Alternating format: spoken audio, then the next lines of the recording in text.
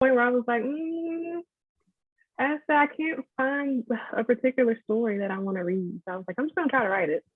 So I wrote it. It took me a year to Wow. do it. So in between work and school and stuff like that, I started writing it. And finally I finished it. And I was like, I can't sit on this. I was like, this took me too long to do. And it was a lot of work. Like somebody else is gonna read this. I'm gonna publish it. And then it happened. So Wow. that was like my journey here.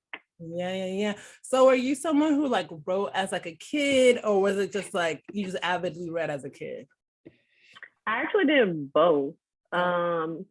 I wrote a lot up until high school and then I stopped for whatever reason. I guess life happens. I don't know.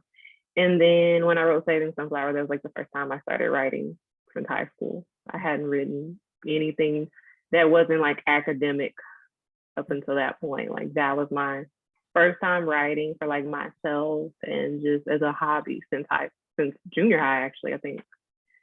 So yeah. Wow.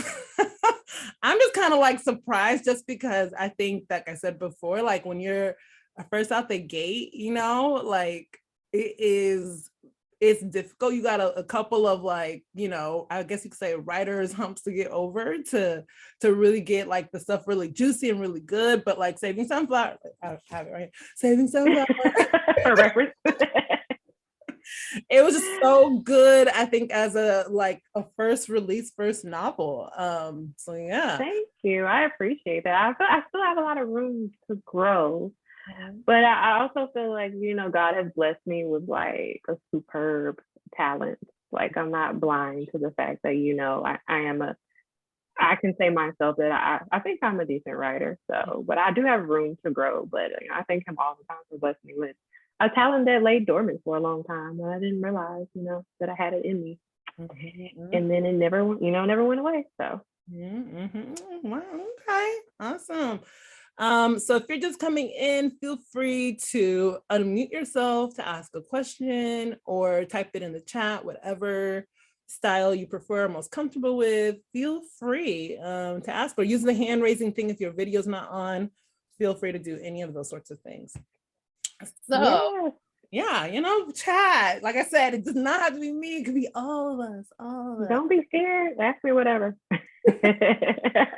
So with Dominic, where do the characters come from? Like what inspires someone that you knew, someone you like a friend in the past, or you just like, you know what? I want a dude who's like been through some stuff, People always ask me that. I don't know. I know what tropes I like. So I like opposites attract. So I was like, ooh, I want to write an opposites attract story. And I was like, how far opposite can I get? And so I thought of him and I was like, And then I just kept tweaking him and I was like, okay. But that is definitely like one of the tropes I love reading. So that's so interesting that you say opposite attract, because like there's so many tropes and like you're like, oh yeah, friends to lovers and all that other stuff, but like opposites attract, I'm writing that down now because that's definitely a good one. Definitely. yes, I love it. So Erica asked, how did you choose Atlanta as backdrop to your stories?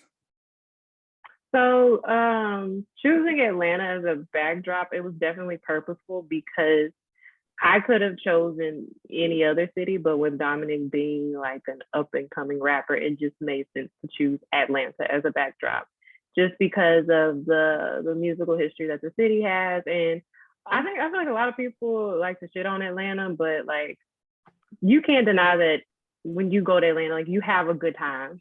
Like you have an amazing time. Like you hear so many underground artists. Like, but whenever you go out, it's a good time. So I feel like it just made the most sense to have Atlanta as the backdrop. I mean, look at how many people moved to Atlanta in the music industry. They all live there, so it makes sense to me. I could have chose Houston, where I'm from, but I mean, in the future, I'll write more stories and I can choose Houston. So to me, it wasn't a big deal, but I mean, it made the most sense. Great question. Alrighty. So let's talk a little bit about our characters in this one.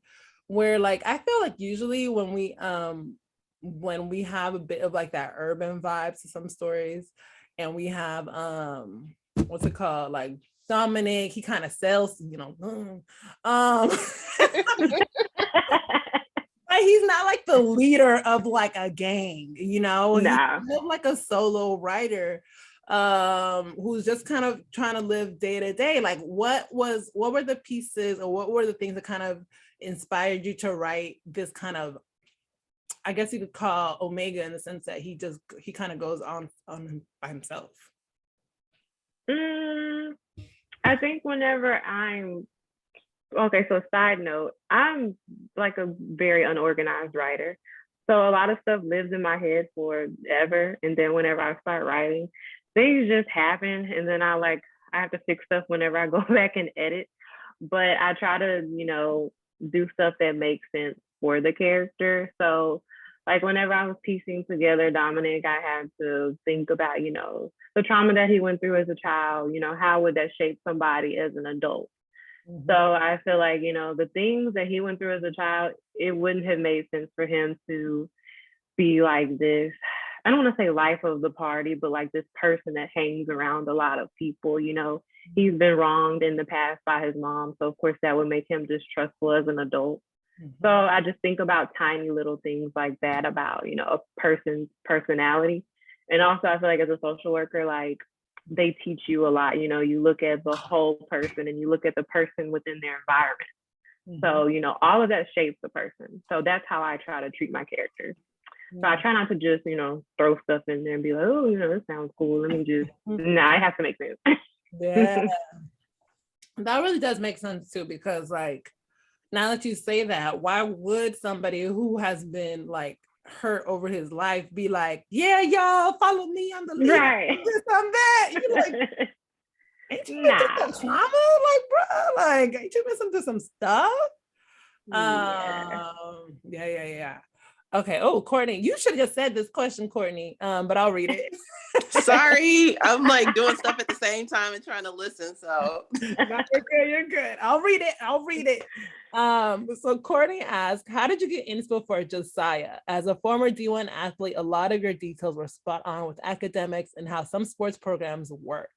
Also, perfect timing for athletes to start getting paid right after this book, and it went along with his essay. Yeah. As far as Josiah, so in Saving Sunflower, like I touched on him playing football, and then I knew it was a lot of different topics you can talk about with D1 football players. But I feel like academics is like at the very tip top of the list.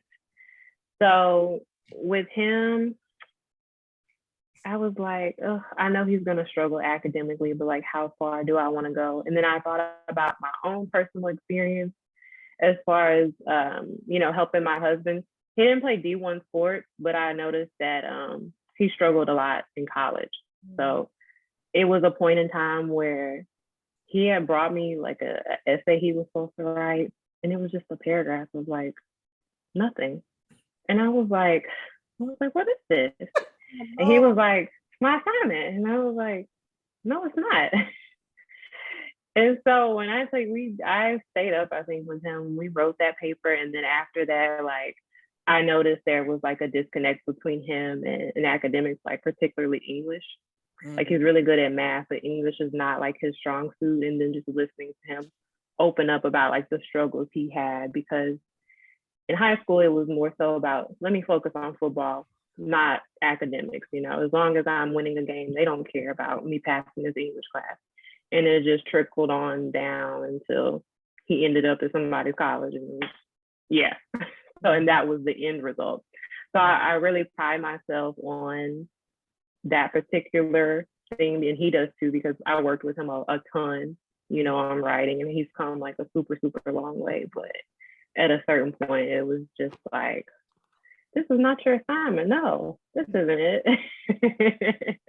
It was really eye-opening though. So yeah. Wow. Are bits and pieces of you in any of your books? Because I feel like your husband's story and how your dynamic with him kind of then popped up in the end game. But are any of your female protagonists pieces of you? I feel like I get this question a lot. I don't see myself, I don't think in any of my characters, but people that or readers that I meet tell me that they see like bits and pieces of me in characters, but I particularly don't. I try not to write myself into characters. Now, like people around me, I may take bits and pieces from people around me, but myself, I try not to. Even though I'm pretty sure like unknowingly they end up getting in the book somewhere, you know, but I try not to. Yeah. Okay. Cool. Because I was like, oh, now that you say that, because that was a really like deep connection part that just that they both had as far as yeah. Okay. Okay. So, so when we're thinking about like the trauma, right? Because let's be real, there's a lot of trauma going on in these books. Yeah. What does your work in like social work inspire that, or where does this sort of like building full characters with like trauma lived experiences come from? Where do you get inspired from that? Definitely real life. I would say it's half real life and half social work.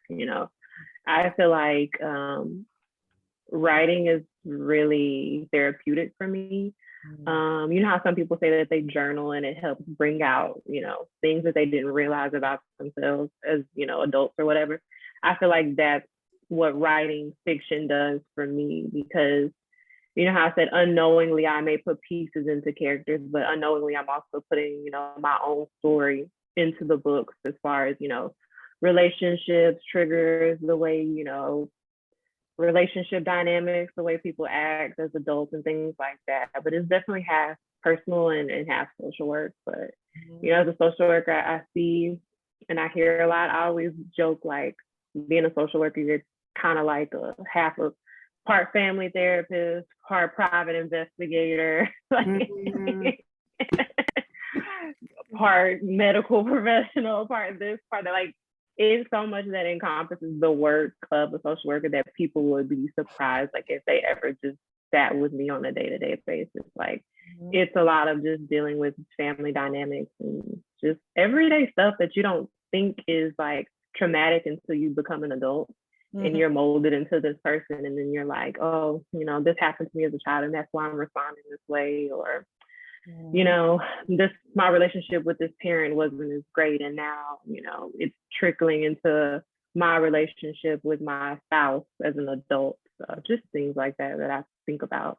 I know, because I felt like when I was reading, I was like, oh, damn, like. Like, because it's real life if these things are happening to people, but you're just like, it's happening, but it's not in your circle. You know what I mean? Yeah, right. It's not my friend who's like, yeah, when I was growing up, and you're like, what? It feels more distant. And so you're reading this book and you're just like, oh, wow. Like, you feel like you're meeting someone who has these life experiences. So that makes it like a lot more. So Erica asked, why are the moms, Diane and Terry, so mean? Was it just tough love, or truly maybe just a peek into a piece of motherhood? That's a good question, Erica. I definitely feel like Diane, she was a little grouchy. She's always mean. She was.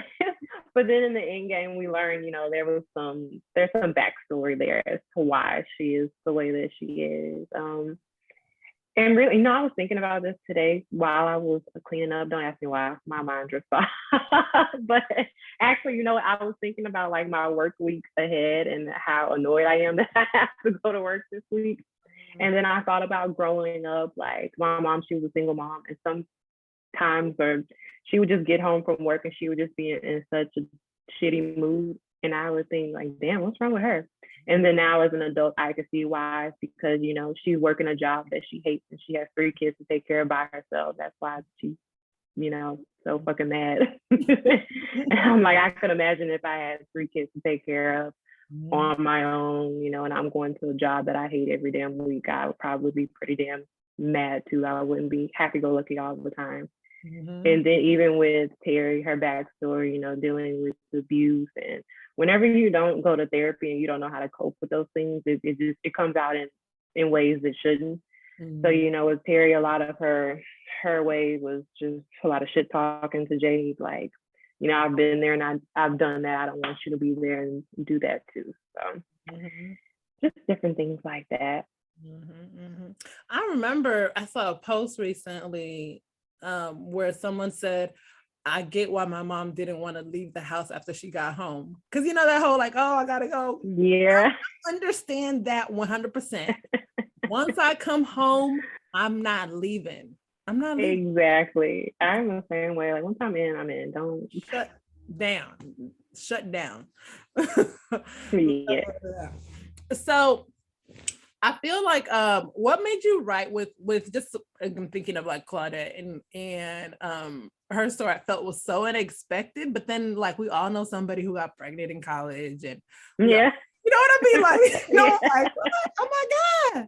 But her, like, both one, her story, but then also like her ride or die-ness for Dominic, like waiting for him, and you know, like just when he was in his feelings or when he was experiencing so many emotions or whatever it was, like she kind of stood by his side. So what were your thoughts on Claudette? Do you think that she was just being silly? Do you think that she was just in love? Like, I had thoughts about her, but good thoughts about her, girl.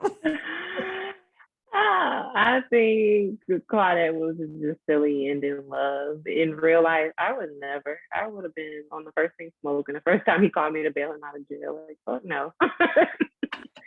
But writing fiction, it goes along with the trope. So I'm like, yeah, I was feeling it. I was like, yeah, she's naive. She's definitely gonna go along for this ride. I know.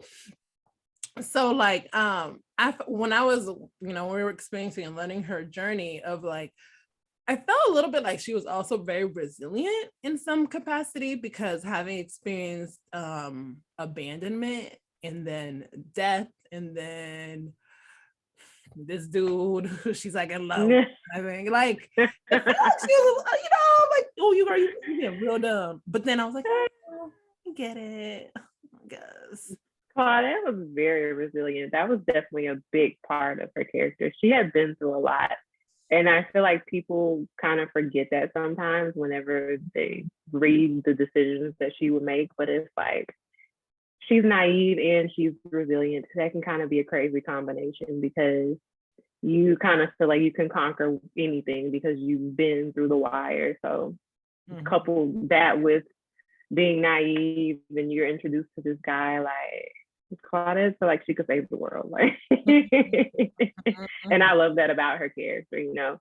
And I read a review one time where somebody was like, oh, I was confused about Claudette because she was like super naive on one page and like super crazy. Like I forgot how they worded it. It was funny to me. I'm like, we're human. I'm not the same person every damn day. Not even in the next 2 hours. Like I'm 20 different people in one day, depending on who I'm around, what I'm going through. Like nobody's the same person all the time. I thought that was hilarious. Absolutely. Oh, do you read reviews? I stopped. I used to read them for my own mental health. I don't read them anymore. So FYI, if you want to leave me something crazy, I don't read them. I know, it's so funny because I feel like a lot of authors say that they stop reading reviews. They're just like, you know what? I'm gonna just let y'all have that and enjoy that experience. That's how you have to be, because I mean, really and truly, it's for other people who want to buy your book. They're not necessarily for you. So like, if I want genuine feedback, I know who to ask, but they're not coming from reviews. I'm not reading that shit. Absolutely. I was reading this. I ran across a random book on TikTok and I was like, oh, like the person was really pumping it up. So I was like, okay, let me go to check out the book. And then I was like, okay, never heard of this author, you know, nothing like that. And I went to the reviews and it was like split. On one part is like, if you just want explicit sex and you just want this terrible language, then go ahead and read it. That's the voice that I heard in my head. And, and I was like, what? You know what I mean? I was like, you sound non with the cause. Like you sound like, you know what I mean? Like people be real passionate. I'm just like, hey, I get it. Save somebody some money. Yeah, but I'm like, So yeah, I can see now. Like I usually don't try to read the reviews on Amazon because I feel like they're completely random. But that one time I was like, they are random on Amazon. One time I was thinking of buying a book and I was reading the reviews and somebody left a review for like a pair of Beats headphones for the book. I was like, this is not the same product that I would want to buy. Remove this, please. And Amazon loves to not put reviews. If you put one little cuss word, and not even a real cuss word, it can be like something like, you could say crap, you know, or something. Yes, and they'll block it. Yeah. Is crap a cuss word? I'm like, what? Since when?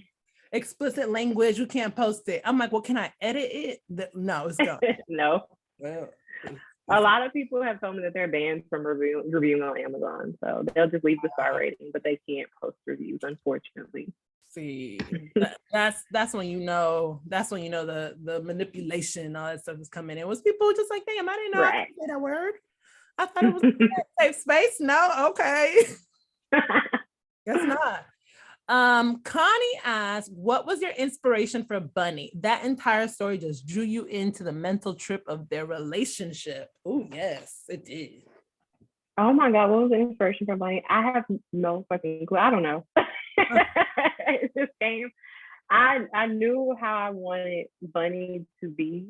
And then Desmond had been shot. So he had gone through a lot of trauma. He had been shot like 3 times, I think. So by the time, right. So when we meet him in Bunny, he is not the same Desmond as he was in Saving Sunflower. Mm-hmm. So like with the type of character that Logan is, like I knew she was going to be like crazy. And I definitely wrote it purposely in that way to kind of take you on that mental trip of their relationship. Okay. As far as where the inspiration came from, I don't know. Okay. Because I definitely felt like a mental trip when I was reading it. I felt like I was telling people, they're like, what'd you think? And I was like, I don't know. I said, I don't know. Because I felt like, you ever meet 2 people who are like so connected, right? That they be talking to each other without words, or they have this like random laugh and you'd be like, what? And it felt like, I promise, I was like, it felt like I got dropped in the middle of this relationship and I don't know what's going on. And I'm trying to figure out what this language that they got on, like it's law. And I was like, what's a law? Like, I was like, a law? Like, what type of law is the thing? Yes, I definitely. Several people have told me that it's a book that they have to read more than once. And I definitely agree. Like, I didn't think about it when I was writing it. And now that I think about it, I'm like, oh yeah, you definitely have to read this more than once in order to understand like Desmond and Logan. So now I get that. But yeah, more than one person is like, no, I have to read this like twice, 3 times. Because I was just like, what? Huh? Yes. It was definitely a lot of that. Okay, let's see. Let's see. So Jen is co-signing that reviews are for readers. They are. Oh yes. Oh, like that, which is a lot of reviews that were like, oh my God, this book has so much sex, made me want to read it to find out. Well, how much you talking about? Wow, Jen. I agree. Right. They just make me more curious. Right. I'll just be like, so what you mean? And I like to look up the author then. I like to look up and see like, well, who is this person? And like, you know what I mean? Yep. Just a little bit of like, what do they generally write about and that sort of stuff. So yes. I think I pronounced her name Cheyenne. Cheyenne says, speaking of tropes, what can we expect your new release? Will the readers get any significant updates on Dominic and Chloe, Josiah and Jade? Are there any tropes that we should never expect from you? Ooh, those are good questions. So they are, Cheyenne. Those are really good questions. Next release, trope. And all the good next stuff. Release trope. I feel like the next release Okay, I'm not gonna answer that because I don't want to give it away. But I will say months. You could say time of year, you could say June, summer months. Okay. Well, Spring. in the next few months. As far as the trope for the next book, and I don't know. I'll let you guys be the judge of that because I don't know what trope I get from them. It could be opposites attract. I don't know. It depends on how you look at it. Will the readers get any significant updates on Dominic and Chloe, Josiah and Jay? Yes, because if you're on the mailing list and you got the book cover and the synopsis for the book, Tosh is Jade's friend from college, so they're all in this book. So her, Kristen, that little crew from the end game, they're in this book. So yes, you're gonna get updates on Josiah and Jade, and a little bit of Dominic and Chloe. Are there any tropes that we should never expect from? Oh, I'll never say never. I wrote Bunny. I'll write anything. I feel like what are the crazy tropes? Like definitely step siblings is a trope we just learned in our book club chat. What? Yeah. Jen is the one who was talking, right? Give me the name of the book. Give me the name of the book. I need to read it. I don't know if it was a book per se, but definitely movies. Let me cut in here for a moment. How this came up was just because we were also thinking about TV shows and movies where there seems to be this incestual kind of thing happening between step siblings. So it was a book that brought it up, but I can't remember what book it was. And then we're talking about Clueless. We talked about Cruel Intentions. Yep. We talked about a lot of things like that. And that it, like I sort of said in the chat, it comes up a lot in the white indie space. It's like, oh, like your stepdad or your ex-stepdad or like your stepbrother or sister. And that, you know, in the internet pornography space, this is actually one of the top 5 categories in the world. No matter what country you go to, it ends up in the top 5. And it's very interesting, isn't it? Very. Makes you wonder about the people around you. Yes. Actually, I remember why it came up. It came up because of Love is Blind. I don't know if you've watched it or if you're up to date, but one of the guys says he's not attracted to the girl because she reminds him of his aunt. But there was a point in time where he was like kissing on her and like grabbing on her ass and asking her to hump and stuff. So it was like, so what a mess. Are you attracted to your aunt or are you why? You have to be. You have to be. Anyway, yeah. Other reasons I don't like that show, but there's a list of them, but I won't go into it right now. I don't know if I'll be writing about step siblings. I don't know. Step siblings, yeah, that might be one. Large age gaps. Would you ever consider that? That's also a common one, like a large age gap. A large age gap? Oh yeah, that's another trope that I like. Yeah. So I definitely enjoy age gap tropes. That trope. I like it when the woman is older than the man. You said you do like it? I like it when she's older. When he's older, it feels a bit like cliche. I'm like, oh, here comes daddy. You know, like when she's older, I'm like, yes, snatch him. Get him. Yeah, I'm definitely like the cougar. Yeah, I'm in that interest. I don't like the sugar daddy trope. KKK. Tamara says Bunny was all that. Tati says Bunny was so good. Thank you. Okay, so Brittany says, did you expect Saving Sunflower to resound with the Black romance community? Did you have any expectations of how it would be received? Ooh, that's a good one. Brittany, I didn't think it would be received at all. I didn't think anybody was going to read it. Nobody knew who I was. I didn't have, I wasn't on Facebook or in any Facebook groups or anything.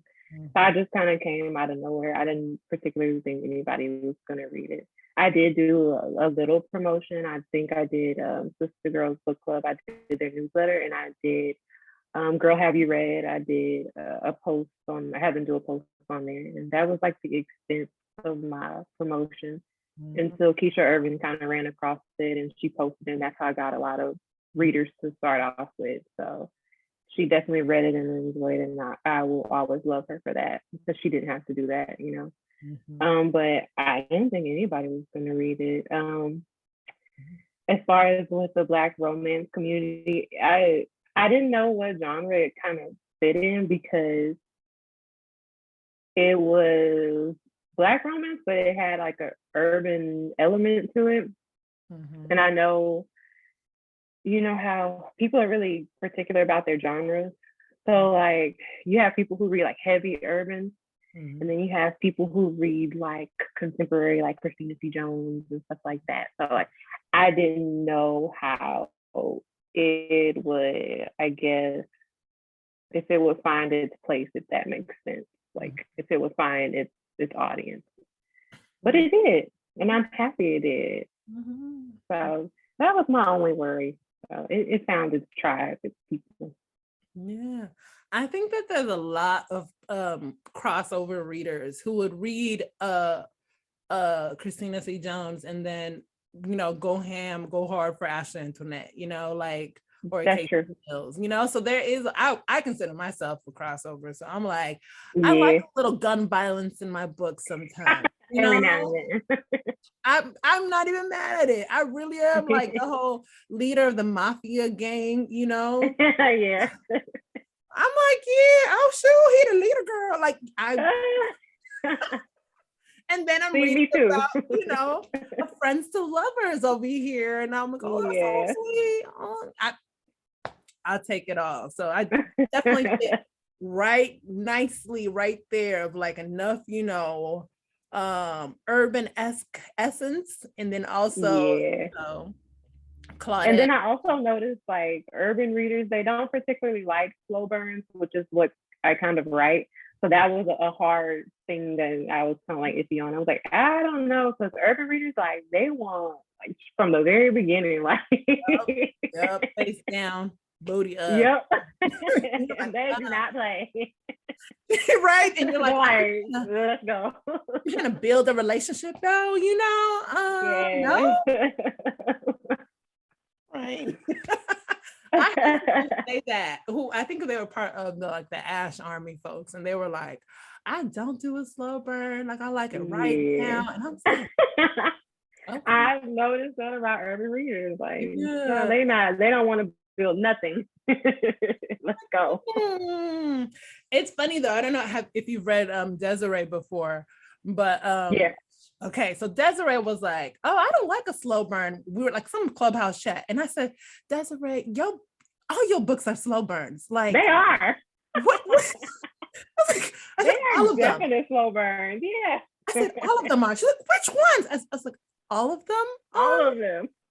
You write 4 books for characters at the end of like 1,000, 2,000 pages to finally be together. Like, I don't understand what you mean. So she was like, and also, Desiree, she's so good at like intertwining like 20 different stories. Exactly. After a while, you forget about the romance. You're like, what's going on with what's going on with him? What's going on with Peru? What's going on? Yeah. Right? You're like, but yeah, I'm like, so I feel like slow burn is much more common than we think it is. We just don't realize it's slow burning at the time, but it is. It's burning real slow. It's burning real slow. Courtney asked, do you think you would do another book solely on Chloe and Dominic? Ooh. No, they're happy.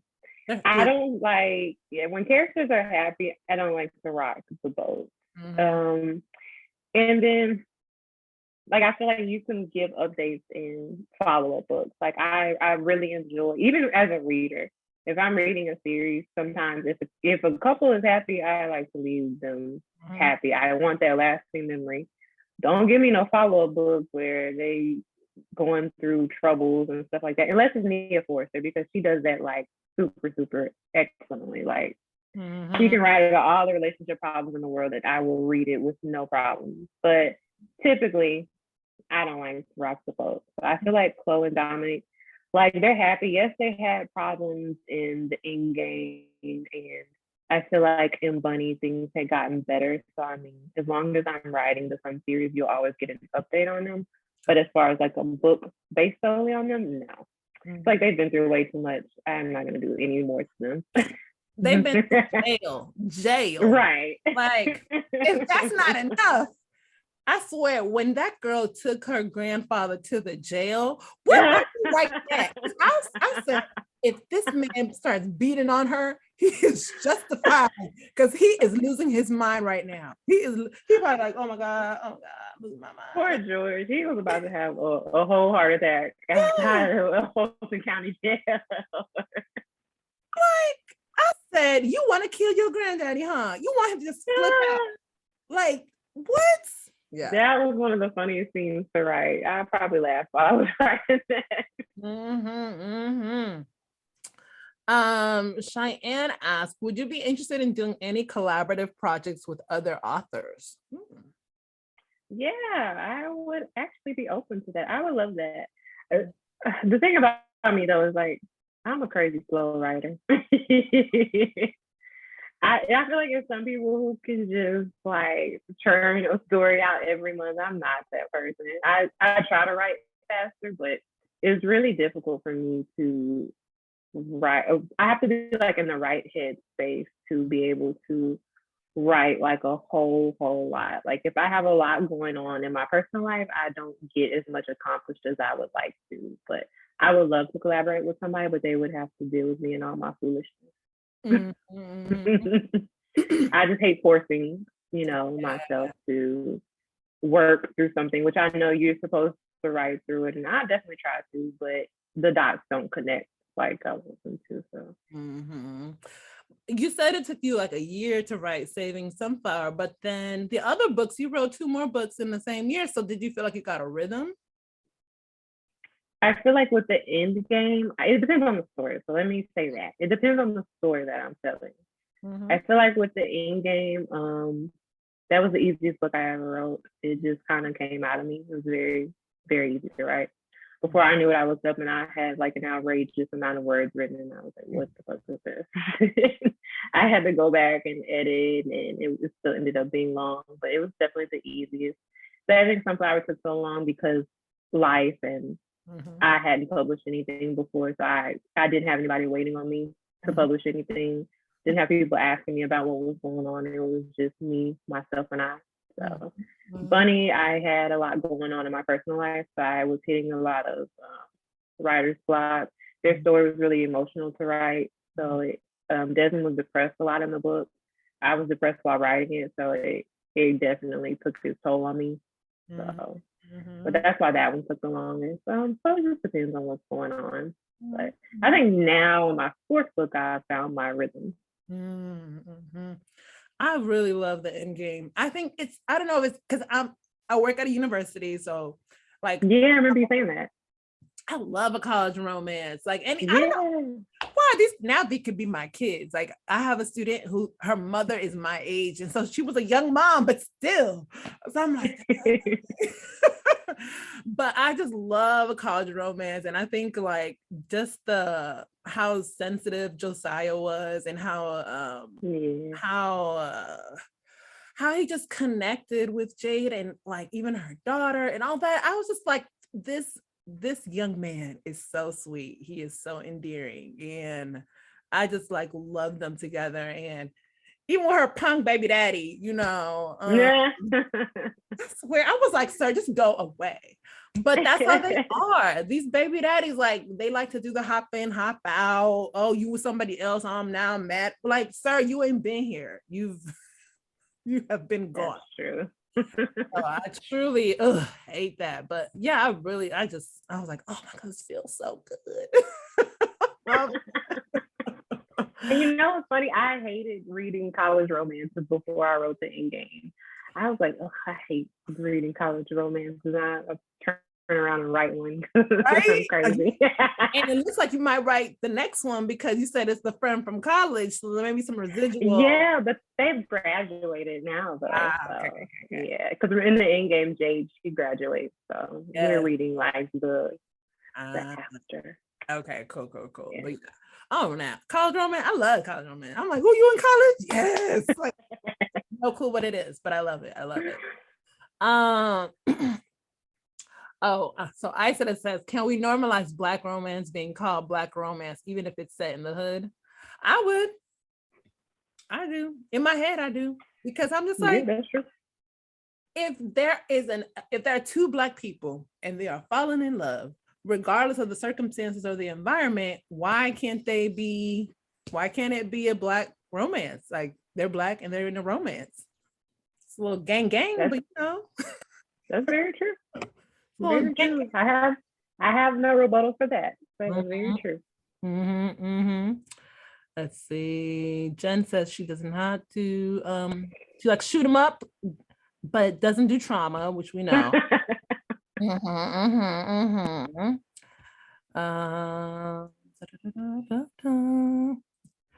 Oh, okay. So I asked, did you start off knowing you would create this world that included all of these characters? No, I didn't. I did not. I always get, it's weird, but like whenever I'm close or like midway to finishing a book, I always get a damn another idea for another book. It's always involving one of these freaking characters. So I never plan on it, but I don't know. Like with Saving Sunflower, I was midway through the book and I was like, I want to write about Josiah. I started writing about Josiah, and then I already knew I wanted to write a book about Desmond from Saving Sunflower. I just didn't know when. And so after the end game, I started writing Bunny because he had a subplot in the end game, so his story needed to be told. So. So with Desmond, like, he annoyed me multiple times. I was just like, sir, if you don't get yourself together, like, I get the trauma, but I'm like, sir, and that's one of my issues with, like, even in real life. Like, I have a god brother, he'd been through some stuff, and people always like, oh, but his dad had a drug problem, and he has had other stuff, and I'm like, but how old does he have to be for him to be responsible for himself now? And for the reality that he lives as a result of what happened to him when he was younger. Like, when's the cutoff, or is it just never? We just Hey, listen. I'm like, it's 45 too. Is that not yet? Okay, cool. 50 then? Like, what's the cutoff age? So that's what Desmond, I was like, sir, when okay, like, y'all have been through some stuff 100%. When you gonna cut off your Debbie mama? Like, when are you cutting her off? Because I feel like Logan kind of did a much better job of that than he did. But Logan had the education and the exposure. Desmond didn't have that. So I feel like some people never resolve their trauma. So that was one of like the themes in the book. She was able to go to college and get that experience, and she would tell him all about it. Like, I think in one scene, she's teaching him about like emotion regulation, teaching him those things. And whenever she tells him it's okay to not be okay, because he didn't have that exposure, that's why he doesn't know any better. You would be surprised the amount of people I meet on a day-to-day basis who never resolve their issues. It's just something you kind of have to work around and deal with. In social work, we call it meeting people where they're at.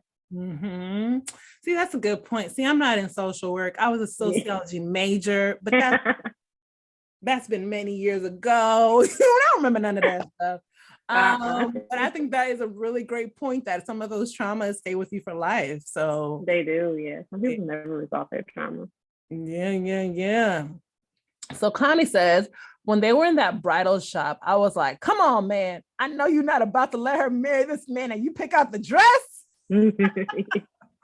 Facts. What were you thinking about his reaction, or his like helping her in that moment? Writing that scene, that was another funny scene I wrote. I just thought it was hilarious. The dynamic of their relationship, it was already set. So like that was just typical like Logan crap. And Desmond just falling into her little trap and her little games and stuff like that. So, but and also Desmond, he had already come to like grips that, he was not a relationship type of person. He knew he didn't want to be in a relationship. He had never had a girlfriend. He didn't plan on getting one. even though really and truly he had basically been in a relationship with Logan for the vast majority of their lives, but he didn't call it that, you know. And I feel like that's a common thing, I guess you could say, in our culture, as far as, you know, there's Black men who run away from relationships based on things that they've gone through in childhood in the past. You know, it's always a situationship. You know, they find it hard to commit. So that's where that theme kind of came in. See, Uma said he had me stressed for like most of the book. He wasn't moving fast enough. It wasn't until the end of the book that I understood the writing style Rae was going with. Yes. I think it was like I was like at page 400 and something, or I was still like, okay, we're figuring out the pieces. We're figuring out the pieces, we're gathering the pieces, we're collecting, and now we're understanding like what they're going through. Absolutely. Absolutely. It's so funny that you mentioned about how Logan had gone to college and how she kind of learned a lot of those skills to really understand that. And I think that's probably a bias that I hold, that I'm like, doesn't it feel obvious your parents didn't have a good relationship and now you think relationship trash? Like, I like how aggressive you are with it. I'm like, hello, what?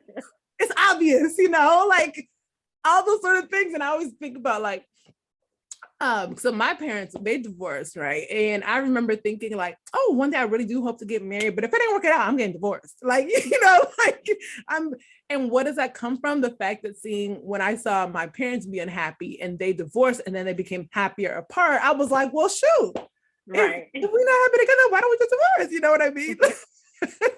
And so I think that like those perceptions, those experiences are really what frame our point of view in relationships and, you know, connecting with people and how we connect or we don't connect. So exactly. Yeah. So all that good stuff. See, Uma says, that's why I always laugh when I read back the reviews where people talk about the pace or how confusing it was. It was intentionally written like that. So you feel like it was? It was. Okay. It was. And I feel like it would. I didn't realize how many people's heads it would like fly over until it was published, and I was getting feedback, and I was like, oh. And then Sean, who was one of my beta readers, she had read it and she told me, she was like, you know, the people who understand it will appreciate it for what it is. And I appreciated her for saying that, because now it makes the most sense, because it's like those who understand it, like they love that book. I've gotten a lot of messages where people are like, that is like my favorite book out of the series. It's the one that I can relate to the most. But it was intentionally written like that, you know, because I was writing and I was just like, I could just make them get together now, but it wouldn't make sense because they've been through so much. Like I have to give, you know, do my due diligence and tell their stories like they should be told. This is a couple that has a history, you know, dating back to childhood. Yeah, I would be doing them a disservice by skipping so many of those details and the things that make them, you know. So I couldn't do that. So, you know, in the end, you have people who didn't like it, but I wouldn't change anything about it because it was written like that on purpose. So, because it felt like with Saving Sunflower and the end game, there was like a rhythm that felt really. We're singing a slow jam. And then with Bunny, it felt like we changed genres a little bit. Not genres, but like tone of pitch, or the music changed a little bit, where we're like, oh, what's this song going on now? Like, you know, like it was like a new sort of style that I think probably people who were expecting more of what we had experienced in the first two books would have been like, oh, this is okay. So what what's this girl? What is the bunny part? You know, like all that kind of stuff. So I could definitely see that. It was definitely a different take on things, and I already knew it was going to be different, because one thing I think that people, they seem to forget, is that I'm still a new writer. So all of this is new for me, just like it's new for you. This is that was our third book together. So you know, I like to pride myself on not writing the same type of stories over and over again, you know, and giving people some variety. So I knew it was going to be different. I think sometimes people get used to reading the same type of things over and over again. There's nothing wrong with that. People stick to what they know, but I try to, branch out as much as I can, because to me as a writer, it would get boring writing the same type of people and characters over and over again. So I try to make things different and change things up. But yeah, I think people forget that. Like, I'm still writing, still learning too. So. Absolutely. Erica asked, "Will Bunny be released in audio?" Ooh, that's a hella long audio, but will it? It is. It's coming soon. It was in the newsletter. It's coming soon on Audible, and yeah, it's. I know. God bless the narrators. Cause listen, I'm like, how many pages is it again? 500 and what? Yes, 500. They probably hate me. 509? Gee whiz. And people are like, okay, we still on Bunny, y'all. Yes. They probably hate me. They're like, oh God. Yes. That's definitely a thing. So one thing I do want to know is that I'm really excited to see what more you're gonna write, because you're 100% right. Like, you're a new author, you're trying to play with writing and storytelling and the angles that you take. So that is very much so accurate. You don't have 30 books in the game where you can be like, well, if you like this, go read that. If you like this, go read that. It's like, we on book 3, y'all. You're on book 3 together. Like, I don't have a vast backlog of books for you to go,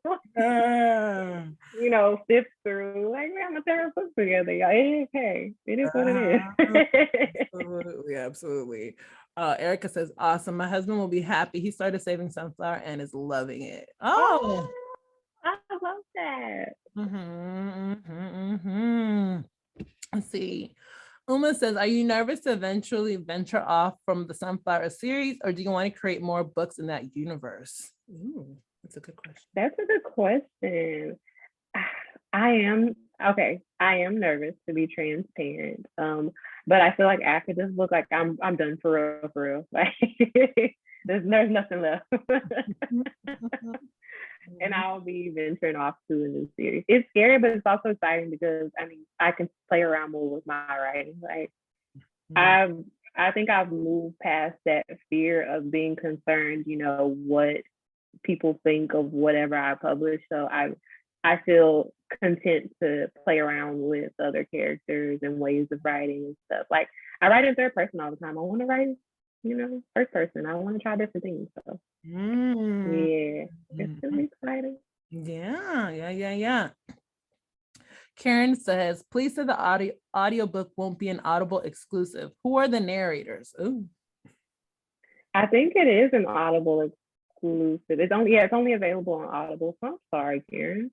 The narrators are Benjamin and Moray. Oh, okay. Nice. Oh, let's see. La Corey asked what the book is about. You gotta be on the newsletter. Bye, La Corey. You were supposed to subscribe to the newsletter. All right. Gotta be on the newsletter. About this. You gotta sign up for the newsletter. You get the exclusive there. Lord. I'm just kidding. It's a spin-off of The Friend. What's her name you said? Tasha? Yeah, so it's a spinoff with Tosh, Jay's friend, and of course Dre, Josiah's friend that's in prison.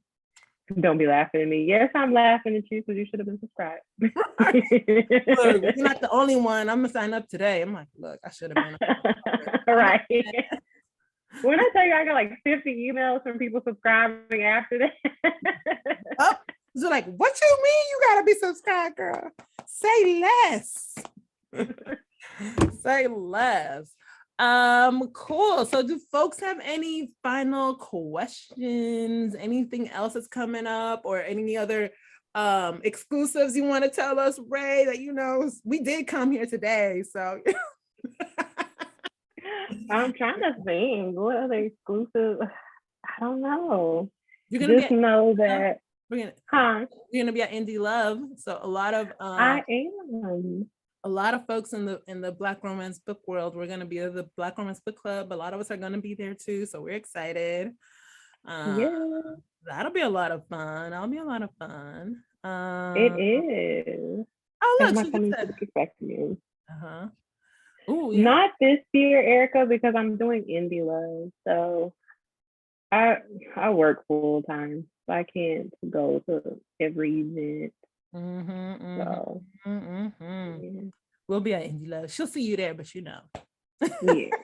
If you guys are indie love, I'll see you there. Yes. Cheyenne says, do you need any more beta readers? Ooh, eyes. Oh. Girl. So I put a help wanted sign in my newsletter a couple of months ago, and I got more than enough, Cheyenne. I'm sorry. I have too many. Too many, and I only needed like 5. next time around, when you clear the list. I'm sorry. Yeah.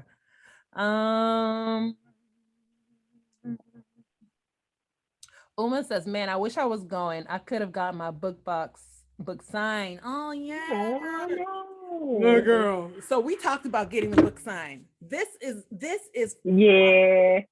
I like, wanted to sign them, but it was gonna be way too much money.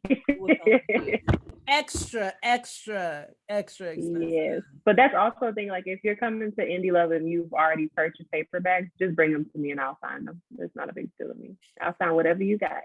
Perfect. So I don't know if I could take this many books with me though. I might just take sunflower. Sign this one. Now sign these book plates right here. Thank you. Put them inside the rest of them. Let me see. Nyasha says, I love the cover to the new upcoming release. Well, see, she on a newsletter. She on it. She on a newsletter. I guess LaCory says, why you didn't let her know about But you know what? I've been hinting at cover reveals in this newsletter for the past few months. Y'all, this is hard work, y'all. Marketing is like terrible. Look, I'm like, that could be a whole business right there. That could be a whole business right there. Cause I'll be like, ooh, I'm tired. Yes. Yes, it's exhausting. Like, especially when marketing is not your jam per se. Exactly. Because when you think about it, like you're a writer, you're a social worker, you are not a social media, coordinator, you're not doing posts, you're not, that is not listen, not my ministry. Nope. Right? So sometimes I'm like, oh, I wish I could just be like, hey, can I just pay you $20 to do this? No, okay. Right. To make these posts. Post for me. Thank you, boo. It's a lot. Let me see. LaCory says, what character did you meet first when started the Sun series? What character did I meet first? Oh, I met Dominic and Claudia at the same time. They came together. How romantic. Not as separate people, but already together. Meant to be. Yes, I definitely love them too. I was like, calling, I'd be like, girl, when she started sleeping in his room, when he was there, I said, girl. Just desperate. Because wow, that's when because I'm like, I feel like I have never been in love like that. Like, you know what I mean? Like, I'm sleeping in your tiny little room. And it was tiny too. Tiny, pregnant with your child, and you and you've got an upcoming rap career. Struggle love. The struggle. I'm like, yep, you in your early 20s, because I'm in my 30s and I'm just like, no, I just do nothing with that. I was like, you're grown though, you matured, because that's a baby. You know better. Right? I'll be like, oh wow, jail. You know better. $20 and girl, he wouldn't even get that for me. You're like, nope, that's gas money. Gas is expensive. Everything's gas money now. But I might just be like, here's your $20, just to, slide you, so assuage my guilt a little bit that I'm leaving you now. We're breaking up. Oh no. Good stuff. Okay. So Uma says Claudia and Dominic better have figured it out in the next book. I think they figured it out. They're solid. I think so too, yeah. Claudia's not going anywhere. Like No. They are for She's not going sure anywhere. set. I feel like, yes, they're gonna have a little bit of like, you know, tussles every once in a while, because why not? But I loved how we get the update of how Dominic is so committed to Claudette and their baby and Bunny. I love their updates, are my favorites. Like, I'm like, yay, they're doing good. All right. Yeah. I'm still in love. He's still rocking. Okay, yeah. Y'all doing good. Like, cause they're the couple that was like the most rocky of situations. Like, They were, yeah. Josiah and Jade were they were a bit more solid in their stuff. Like, he was 100% committed, you know. Mm-hmm. They had more external problems versus internal problems, but like, I mean, Dominic had a lot of external problems and emotional problems. I was like, girl, I hope y'all survive.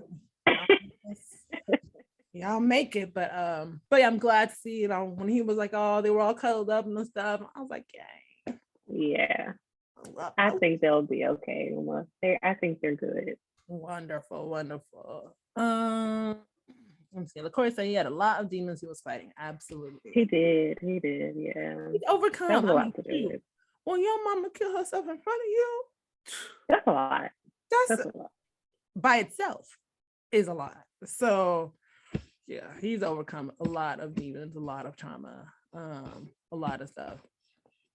So if we don't have any final wrap up questions, I feel like we have come to the end of our time with Rae.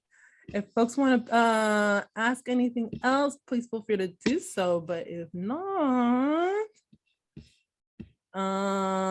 let's see. Did Journey's daddy come back in the picture? No. In which book? I'm like, no. Gone.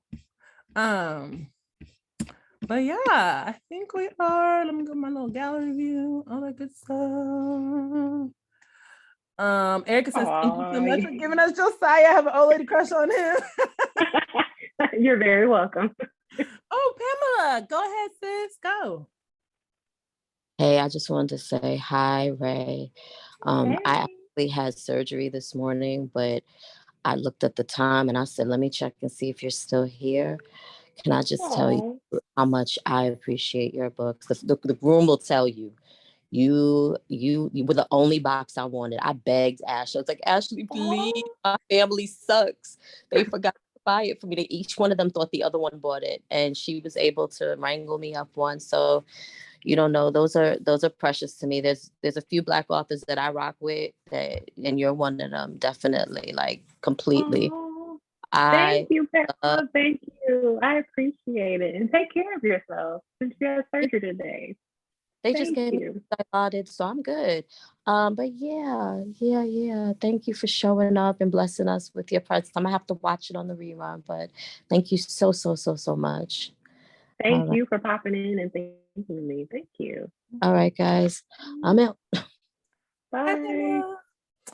Yeah, Pamela was like, oh, I got to come through. I'm like, oh, you can. If you can't, because me, look, if there's anything that happens to my body, I'm sleeping. I'm going to sleep. Okay. Let me see. Precious says, on my second read of Bunny, I cried even more than I did from Endgame. I'm excited to see what's next. Awesome. Oh. Let me see. Sharon says, I'm so mad I'm late, but your work is so phenomenal, Miss Rae. You got me hooked on your books and work. So can't wait for more of your masterpiece. Oh. Thank you guys. Oh. Yeah. So we're Thank here. you guys for rocking with me. I appreciate it because y'all know I write slow. I disappear from social media. I just be in the winds. I really appreciate you guys a whole lot. I don't think you write slow because you wrote, at minimum, we could say 2 books in a year. So that, and 2 books, almost 1,000 pages in total. Like, that's solid. Yeah. Trust, there are authors who we get maybe a book every 2 years. Right. You're right, Uma, yes. But in this indie game, you have people putting out a book a month. You're like, what am I doing wrong? Nope. You in your own lane, killing it. So stick to that, but feel free to be creative with whatever you like. So all that good stuff. And yes, the books are thick, so I appreciate a thick old read for sure. Well, thanks all so much for coming through. We hope that you have a wonderful rest of your Sunday. And thank you, y'all too. Yeah, thank you, Rae, for coming through. We're so excited to have you here chatting with us today, and excited for what you have coming up next. I'm subscribing to your newsletter today, so I'm gonna be. I ain't missing nothing else. I ain't missing else. So yes. Oh Lord. All right, folks. Thank you so much for coming through. Have a good one, and bye. Thank you, guys. Bye.